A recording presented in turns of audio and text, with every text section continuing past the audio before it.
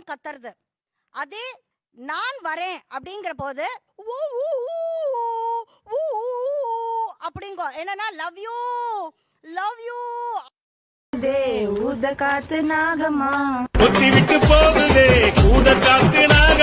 வணக்கம். இந்த வீடியோ எதை பற்றி பார்க்க போகிறோம் பார்த்துக்கிட்டிங்கன்னா, நீயா நானால ஒரு சிறப்பான ஒரு நிகழ்ச்சி ஒன்று நடந்துச்சு இன்றைய தினத்தில். இன்றைக்கி நைட்டு வீடியோ நான் நினச்சி தான் வீடியோ போடுறேன். அதாவது நாய்கள், தெருநாய்களை பற்றி ஒரு இஷ்யூஸ் தான் ரொம்ப பெருசாக டாப்பிக்காக ஓடிக்கிட்டு இருக்கு. நம்ம அதை தான் இந்த வீடியோவில் விலாவரியாக நீயா நானால நடந்துச்சு அப்படிங்கிறத நம்ம பார்க்க போகிறோம். பார்க்குறதுக்கு முன்னக்குட்டி சப்ஸ்கிரைப் பண்ணு, அதானே? அதெல்லாம் கிடையாது. இந்த டிஸ்க்ளைமர் ஒன்று போட்டிருந்தோம். அதாவது நம்ம பெட் லவ்வர், நம்மளுமே குறிப்பாக நாய் நமக்கு ரொம்ப ரொம்ப பிடிச்ச ஒரு விலங்கு. அதான் இந்த வீடியோவை பார்த்துட்டு நீ நாய்க்கு எதிராக பேசிகிட்டு இருக்க நாயை அப்படின்லாம் தயவு செய்ய சொல்லாதீங்க, நினைக்காதீங்க. நடக்கக்கூடிய ஃபேக்டை பற்றி தான் நம்ம இந்த வீடியோ முழுக்க பார்க்க போகிறோம். நான் ஒரு அடல்ட்டு, என்னால் ஓடிட முடியும். புடவை கட்டின லேடிஸால் ஓட முடியாது. ஒரு வெறி பிடிச்ச நாய் கடிக்குதுன்னா அதுக்கு முன்னாடி அதை யார் இல் ட்ரீட் பண்ணா? அதாவது ஒருத்தங்களை ஒரு நாய் கடிக்குன்னு வச்சுக்கோங்களேன், அதுக்கு முன்னாடி அந்த நாய்கிட்ட யாராவது உரண்டு இழுத்துனாங்கன்னா, உரண்டு இழுத்தவனே கடிக்காது, யார் சும்மா போறானோ அவனை போட்டு கடிச்சிரும். சரி, நான் செவனே தானா போய்க்கிருந்தேன். அதை தான் நாங்கள் எல்லாரும் கேட்குறோம். எனக்கு ஒரு பிரச்சனை வரும்போது, ஒரு இடத்துல ஒரு நாய் கடிக்க போகுதுன்னா, அந்த நாய் கடிக்க போய் இடத்துல இருந்து தப்பிக்கக்கூடிய முடிவை நான் தான் எடுக்க முடியும். அப்போ நான் ஒரு இடத்துல நடந்து போய்கிட்டு இருக்கேன்னு வச்சுக்கோங்களேன், நான் நடந்து போகக்கூடிய இடத்துல எனக்கு அன்சேஃபாக எனக்கு எது இருக்குன்னு பார்த்துக்கிட்டிங்கன்னா, அந்த தெருநாய் ஒன்று இருந்துக்கிட்டு இருக்கு. பெரிய பிரச்சனை என்னன்னு பார்த்துக்கிட்டிங்கன்னா, இவங்க யாருமே நடந்து போகக்கூடியவங்க கிடையாது. சரி, நடந்து போகட்டும் பரவாயில்ல, பைக்கில் போகக்கூடியவங்களும் பார்த்தீங்கன்னா அதுவும் கிடையாது. அப்போ இவங்க எதில் போகக்கூடியவங்கன்னா, காரில் போகக்கூடியவங்க. இந்த நாய் குறுக்க வந்து பைக்கில் மோதி கீழே விழக்கூடியவங்களுக்கு இவங்களுக்கு கவலையே கிடையாது. இவங்க அந்த நாயை சரக்குன்னு ஏற்றிட்டு போகக்கூடிய காரில் போகக்கூடியவங்க. அதனால தான் இவங்களுக்கு பெரிய அக்கறை இருக்குது நாய் மேலே. டாக் ரொம்ப இன்டெலிஜென்ட் அனிமல் சார். அது இல்லை இந்த மனிதரால் அப்படின்னு அது உணரும் போது ஒன்றுமே பண்ணாது. இன்டெலிஜென்ட். நிறைய இந்த நாய் படத்தெல்லாம் நிறைய பார்த்துருப்பாரு போல இருக்கு. இந்த அம்மன் படத்தில் நாய் உதவி பண்ணோம், அப்புறம் ஹீரோ காப்பாற்றி விடும், இந்த மாதிரி நிறைய விஷயம் நாய் பண்ணியிருக்குன்னு சொல்லி சினிமாவில் பார்த்துருப்பாரு. ஆனால் உண்மையிலேயே நாய்க்கு சில விஷயங்கள் தெரியும், ஆனாலும் அது ஒரு மிருகம் அப்படிங்கிறது அறிவு நமக்கு முதல்ல இருக்கணும். ஆனால் நடைமுறைக்கு இந்த அம்மா செயல்படுத்தியிருக்கானா, நான் கேட்கறது குட்டி அந்த மகேஷ்ங்கிறவரே கேட்டிருப்பாரு.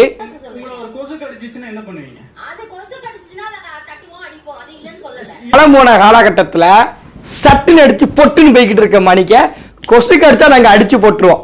அது எங்களுக்கு பிரச்சனை கிடையாது. அது கொசுக்கு மட்டும் தவிர்க்கப்படுது, கரப்பாம்பூச்சிக்கு மட்டும் தவிர்க்கப்படுது, பூரானுக்கு மட்டும் தவிர்க்கப்படுது, தேளுக்கு மட்டும் தவிர்க்கப்படுது. இந்த பிறப்புக்கும் எல்லா உயிருக்கும் பள்ளியை கண்டா அரண்டு ஓடுவோம். பிறப்புக்கு எல்லா உயிருக்கும் எப்படி டைலாக் நல்லா இருக்கு, ஆனா அதுல கொசு வராது, அதுல ஈ வராது, அதுல எறும்பு வராது, அதுல கரப்பாம்பூச்சி வராது, இதெல்லாம் வராது. ஆனா நமக்கு நாயினா நின்றோம். பிறப்புக்கும் எல்லா உயிருக்கும். திரும்பி மகேஷ் சொல்ற உண்மையா ஏத்துக்கிறோம். என்ன அவர் சொல்றதே சொல்லிக்கிட்டு இருக்கா, நீ எதுக்கிட்ட வீடியோ பேசிட்டு இருக்க அப்படி நீங்க நினைப்பீங்க. நம்ம நினைக்கிறதா மகேஷும் பேசிட்டு இருக்கா, அதனாலதான் சொல்றேன். அதாவது இவங்க நான் நாயை பாதுகாக்கக்கூடிய ஒரு தேவ தூதனுங்க. நான் இந்த நாய்க்கு சோறு போடலாம், நான் சோறு திங்க மாட்டேங்க அப்படின்னு இவங்க என்னமோ கருணையில் இருக்கிற மணிக்கும், நம்ம என்னமோ நாயை பார்த்தா கள்ள கொண்டு அடிக்கிற மணிக்கும், ஓந்தான பார்த்தா கள்ள கொண்டு அடிக்கிற மணிக்கும், ஓந்தான அடிச்சிருக்கோம் சின்ன வயசுல, கதை வேற. அந்த மாதிரி இவங்க தான் அனைத்து உயிர்கள் மீதும் அன்பு செலுத்தக்கூடியவங்க மாதிரி. நம்ம எல்லாத்தையும் வெறுக்கிற மணிக்கு நாய் அடிக்கிறது, பன்னி அடிக்கிறது, அப்புறம் போகக்கூடிய பூனை தூக்கி அடிக்கிறது, நமக்கு அந்த எண்ணம் கிடையாது. நமக்கும் அந்த உயிர்கள் மீது பற்று இருக்கு, அதில் மாட்டுக்கிறது கிடையாது. ஆனா இந்த விலங்குகள் இருக்க அந்த நாய், இந்த நாயினால நமக்கு என்ன இடைஞ்சல் இருக்கு அப்படிங்கிறத பார்த்தோம்னா, நம்மளுடைய பிரச்சனையை தீர்ப்பதற்கு தான் அரசுன்னு ஒன்று இருக்கு. எனக்கு ஒரு வீட்டில் கொள்ளக்காரன் வரான், திருட வரோம்னா எனக்கு நாய் பாதுகாப்பு கொடுக்கறத தாண்டி அரசு எனக்கு பாதுகாப்பாக இருக்கணும்.